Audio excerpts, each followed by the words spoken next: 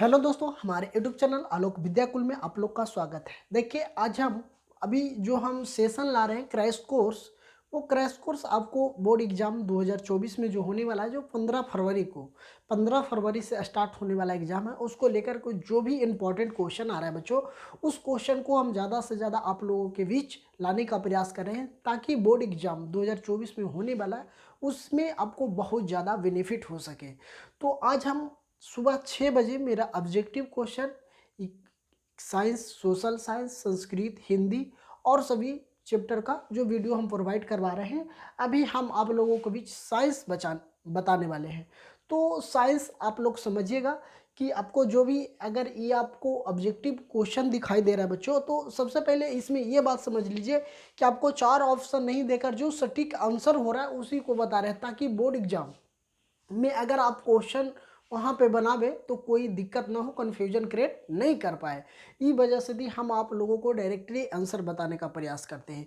और जो भी हम क्वेश्चन को एनालिसिस, मतलब कहने का मतलब ये है बच्चों कि जो भी क्वेश्चन इंपॉर्टेंट होता है, जो कि बोर्ड एग्जाम में ज़्यादा संभावना होता है पूछने का, वही क्वेश्चन आप लोगों के बीच हम लाने का प्रयास करते हैं। तो चलिए अब हम समझ लेते हैं बच्चों। सबसे प्रथम क्वेश्चन है यहाँ ऑब्जेक्टिव का, तो आप लोग समझिए।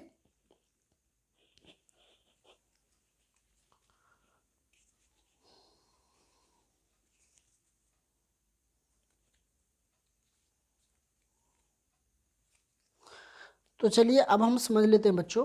देखिए, अब क्वेश्चन फर्स्ट है मेरा, ये साइंस का है, आप लोगों को बार बार बता रहे हैं कि ये मेरा साइंस का है। तो देखिए, सबसे प्रथम क्वेश्चन है बच्चों, प्रथम क्वेश्चन है कि प्रथम क्वेश्चन की बात कर लेते हैं बच्चों। तो प्रथम क्वेश्चन है कि 1 मीटर है ना, 1 मीटर फोकस दूरी वाले अवतल लेंस की क्षमता कितना होता है। आप लोगों को बोर्ड एग्जाम में इसी प्रकार से क्वेश्चन पूछा जाएगा। 4 ऑप्शन दिया हुआ रहेगा, जिसमें एक क्वेश्चन ये रहेगा, एक डायोप्टर, क्या रहेगा, एक डायोप्टर है ना। अब नेक्स्ट क्वेश्चन है कि मानव नेत्र के लिए दृष्टि का स्थापित होता है कहाँ, 1/10 सेकेंड। आपको 4 ऑप्शन दिया हुआ रहेगा, जिसमें से 1/10 सेकेंड भी एक ऑप्शन रहेगा। चलिए अब नेक्स्ट क्वेश्चन है बच्चों, नेक्स्ट क्वेश्चन हम समझते हैं। नेक्स्ट क्वेश्चन कर रहा है कि किस दृष्टि दोष के निवारण के लिए अवतल लेंस का प्रयोग किया जाता है। कहने का तात्पर्य ये है बच्चों कि किस दृष्टि दोष के निवारण, मतलब ठीक होने के लिए, मतलब अवतल दर्पण का लेंस का प्रयोग किया जाता है। तो निकट दृष्टि दोष, जिसको निकट की वस्तु अगर दिखाई नहीं पड़ता हो, तो कौन से दर्पण की दोष है, दृष्टि दोष के निवारण के लिए अवतल लेंस का प्रयोग किया जाता है। तब जब निकट की वस्तु अगर दिखाई नहीं देता है तो अवतल लेंस का प्रयोग किया जाता है, अवतल दर्पण का चश्मा दिया जाता है। अब चलिए बात कर लेते हैं नेक्स्ट क्वेश्चन को, कि इसमें कि दूर दृष्टि दोष वाले मनुष्य के चश्मे में होता है क्या। मतलब जिनको अगर निकट दृष्टि दोष नहीं दिखा, अगर निकट की वस्तु अगर दिखाई नहीं देता, किसी को, अगर कोई व्यक्ति है उनको पेपर पढ़ने में दिक्कत है नज़दीक से, तो उनको अवतल दर्पण की चश्मा की जरूरत पड़ेगी। और जो दूर, अगर मान ले जाए कहीं दूर की वस्तु अगर दिखाई नहीं देता हो, उसे उत्तल दर्पण का चश्मा दिया जाएगा। या तो कहने का मतलब यह है कि उत्तल दर्पण की चश्मा होता है, उत्तल लेंस की। ठीक है, तो ये क्वेश्चन भी समझ गए होंगे। तो अब चलिए नेक्स्ट क्वेश्चन है बच्चों कि लघु परिपथ के समान परिपथ में विद्युत धारा का मान क्या होता है। जब लघु परिपथ के समान परिपथ में विद्युत धारा का मान क्या, बहुत अधिक बढ़ जाता है। क्या होता है, बहुत अधिक बढ़ जाता है। चलिए अब हम नेक्स्ट क्वेश्चन बच्चों कि गोबर गैस एक प्रकार की है। आपको 4 ऑप्शन दिया हुआ रहेगा, 4 ऑप्शन में से एक ऑप्शन आपको जो सटीक होगा उसको करेक्ट आंसर माना है। तो अब बायोगैस, हमको करेक्ट आंसर क्या होगा, बायोगैस है। जो क्या है बच्चों कि गोबर गैस एक प्रकार की है, गोबर गैस एक प्रकार के, 4 को आपको गैस का नाम दे दिया जाएगा, एक बायोगैस रहेगा, तो आप बायोगैस के सटीक आंसर बना लीजिएगा। नेक्स्ट क्वेश्चन है कैंगोन नाभिकीय, है ना, कैंगोन नाभिकीय विद्युत संयंत्र किस राज्य में स्थित है। तो कहाँ है बच्चों? कर्नाटक। ये क्वेश्चन बहुत बार पूछा हुआ है। अगर आप क्वेश्चन बैंक उठा कर देख लीजिएगा तो ये क्वेश्चन आपको बहुत बार रिपीट किया हुआ क्वेश्चन है, तो ये आप ध्यान रखिएगा। चलिए अब नेक्स्ट क्वेश्चन समझते हैं कि किस वस्तु का अवधारित प्रतिबिंब बनता है? अवधारित प्रतिबिंब बनता है तो अवतल दर्पण से। किस दर्पण से? अवतल दर्पण से।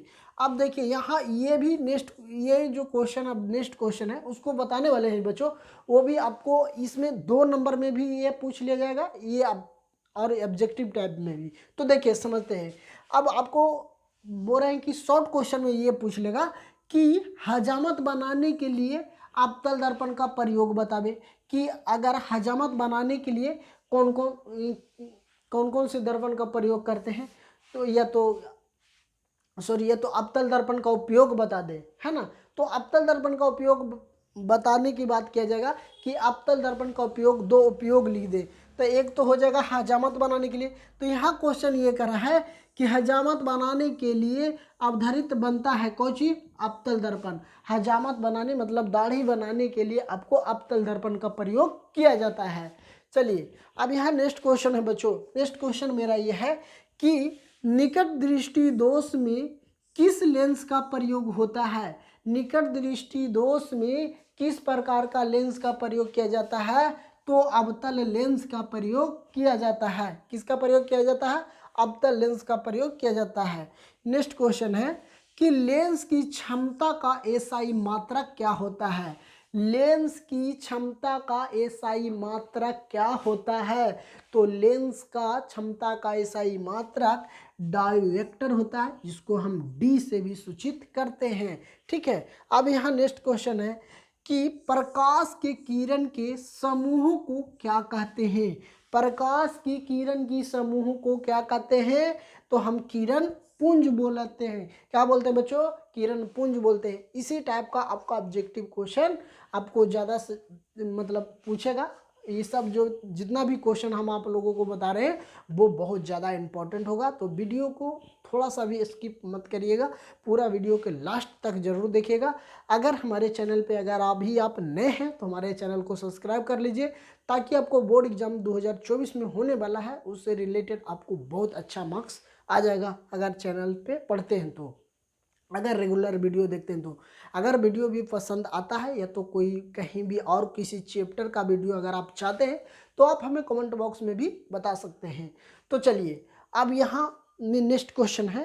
नेक्स्ट क्वेश्चन है किस माध्यम में छोटे छोटे कणों को निलंबित कहा जाता है ना। निलंबन को कहा जाता है तो कोलाइडी विलयन को। अगर कोलाइडी विलयन जैसे मान लीजिए पानी में, अगर पानी में चीनी मिलाएंगे तो एक प्रकार के क्या हो जाएगा? कोलाइड हो जाएगा, या तो कुहा एक प्रकार के कोलाइड ही होता है। चलिए अब नेक्स्ट क्वेश्चन है मानव शरीर की प्रतिरोधक कितना होता है? मानव शरीर की प्रतिरोधक कितना होता है? 50 से 100 प्रतिरोधक होता है। क्या होता है बच्चों? 50 से 100 प्रतिरोधक होता है मानव का शरीर का। अब यहाँ नेक्स्ट क्वेश्चन है किस बल्ब से 220 वोल्ट पर 2 एम्पियर की धारा प्रवाहित होता है तो फिलामेंट का प्रतिरोधकता कितना हो जाएगा? कहने का मतलब ये है बच्चों कि अगर कोई बल्ब है, किसी बल्ब को अगर 220 वोल्ट देते हैं और 2 एम्पियर की 2 एम्पियर धारा प्रवाहित होता है तो फिलामेंट का प्रतिरोधकता कितना हो जाएगा? -110 ओम हो जाएगा। क्या हो जाएगा? -110 ओम हो जाएगा। तो चलिए अब यहाँ मेरा नेक्स्ट क्वेश्चन है कि ओम प्रतिरोधक वाले एन प्रतिरोधक को समानांतर क्रम में जोड़ने पर तुलना प्रतिरोधकता क्या होता है? NR होगा। क्या हो जाएगा बच्चों? NR हो जाएगा। अब यहाँ मेरा क्वेश्चन ये है कि ओम के नियम को चिन्हित कीजिए। तो V बराबर IR होता है। V बराबर IR होता है। चलिए अब यहाँ मेरा नेक्स्ट क्वेश्चन है कि विद्युत धारा की प्रबलता का एसआई मात्रा कौन सी होता है? एम्पियर होता है। कोई भी अगर आपको क्वेश्चन इस प्रकार से आता है कि विद्युत धारा का एसआई मात्रा क्या होता है तो एम्पियर होता है। ठीक है। अब कह रहा विद्युत धारा उत्पन्न करने वाली युक्ति को क्या कहते हैं? जो विद्युत धारा उत्पन्न करती है उसे हम जनित्र बोलते हैं। उनको क्या बोलते हैं? जनित्र बोलते हैं। जो विद्युत उत्पन्न करने वाला युक्ति को क्या बोलते हैं? हम जनित्र बोलते हैं। नेक्स्ट क्वेश्चन है कि निर्गत किरण एवं अभिलंब के बीच का कोण को क्या कहते हैं? निर्गत कोण बोलते हैं। कहने का मतलब यह बच्चों कि निर्गत किरण एवं अभिलंब के बीच का कोण बनने वालों को क्या कहते हैं? निर्गत कोण कहते हैं। तो आप लोगों को इतना क्वेश्चन समझ में आ गया होगा। ये जितना भी ऑब्जेक्टिव अभी हम जो बता रहे हैं आपको बोर्ड एग्जाम में बहुत ज़्यादा हेल्पफुल होने वाला है। तो आप ज़रूर वीडियो को पूरा अंत तक देखें और दोस्तों के साथ अगर अभी तक शेयर नहीं किए हैं तो ज़रूर दोस्तों को शेयर कीजिए।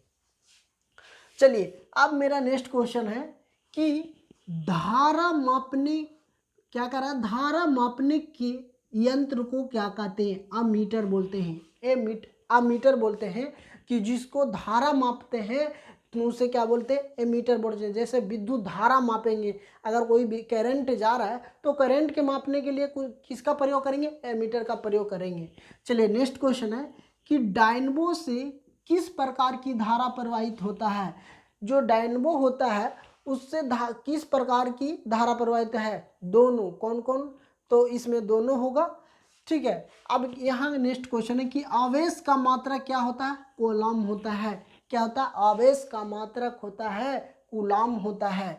चलिए नेक्स्ट क्वेश्चन, नवीकरणीय ऊर्जा का स्रोत क्या है? नवीकरणीय ऊर्जा का स्रोत है सौर ऊर्जा।